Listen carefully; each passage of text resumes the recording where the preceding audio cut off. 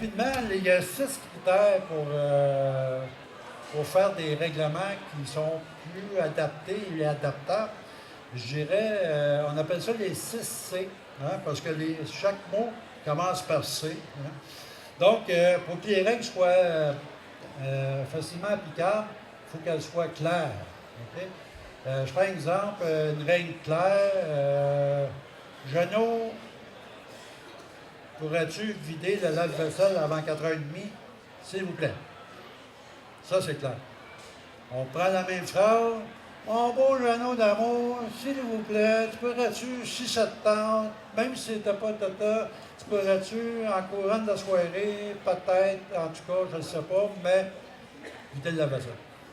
Donc, l'importance d'avoir des règles claires et courtes, de façon des attentes concrètes, pour qu'on puisse savoir qu'est-ce que c'est exactement, de quoi qu'on parle. Donc, quand on dit « Veux-tu vider la vaisselle, s'il vous plaît, avant 16h30 », c'est clair. Concrète, si je dis à mon ado « Tu pourrais-tu rentre pas trop tard à soir », ça, c'est pas très concret. Est-ce que, parce que rentre pas trop tard pour lui, c'est probablement, ou pour elle, minuit, 1h, pour vous, c'est 8h. Donc, il faut absolument dire que pour avoir une règle concrète et que ça soit aidant, de dire, on s'entend, là, tu rentres avant 22h ce soir. Oui, parfait, tu as compris. OK. Ça, c'est des règles concrètes et claires. Constante, c'est-à-dire qu'appliquée systématiquement, peu importe notre humeur. Le danger quand on n'est pas constant, c'est qu'un soir, on arrive, on est fatigué, on n'est plus, comment je pourrais dire, à cran.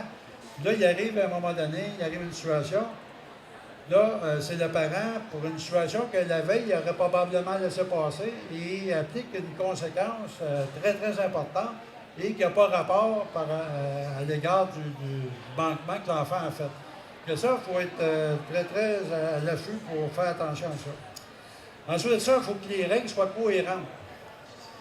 Cohérentes, dire à un enfant, « Jeannot, tu veux t'arrêter de crier, là? » C'est pas la meilleure façon de... C'est pas la meilleure façon à dire à un enfant de ne pas crier si vous faites la même chose. Ou encore, Jeannot, tu veux-tu éteindre ton iPhone à la table? Je ne m'entends pas parler. Comprenez-vous? Parce que souvent, les parents, tantôt on avait Étienne Boulier qui parlait des parents, justement, aussi, qui utilisaient beaucoup l'Internet et beaucoup l'iPhone, l'iPad, tout ça. Puis à table, on est rendu, puis même dans les restaurants, vous me moquerez, là, des fois, là, tout le monde est sur son iPad, iPhone, le petit de 2 ans, il dessine sur sa tablette, puis tout le monde est content, mais personne ne s'en parle. Que ça, c'est important au niveau de la cohérence. Au niveau des conséquences et conséquences, il faut que l'écart de conduite qu'on veut réprimer, si on peut dire, il faut que ça soit conséquent avec l'écart de conduite. Si un jeune ne se lève pas le matin,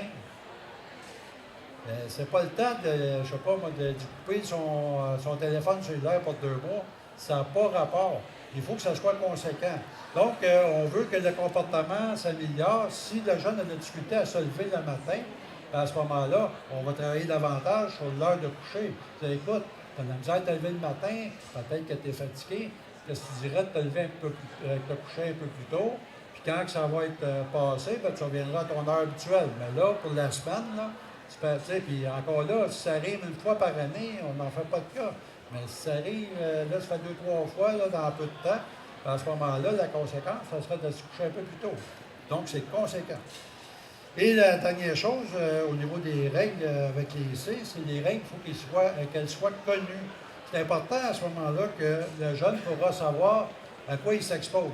Je boude, je ne veux pas faire mes devoirs, je suis comme ça, puis je ne bouge pas, parfait. OK, tu sais que quand tu fais ça, à ce moment-là, il n'y a plus rien qui se passe pour toi tant que tes travaux ne sont pas faits, tes devoirs ne sont pas faits.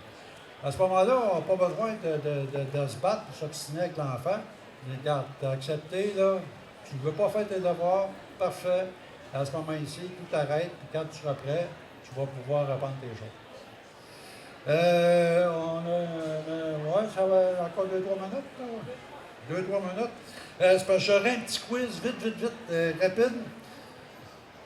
Le nombre de jeunes qui sont insatisfaits de leur apparence, vous croyez à 75 50 ou 25 que ceux qui pensent que les jeunes qui ne sont pas satisfaits de leur apparence physique à 75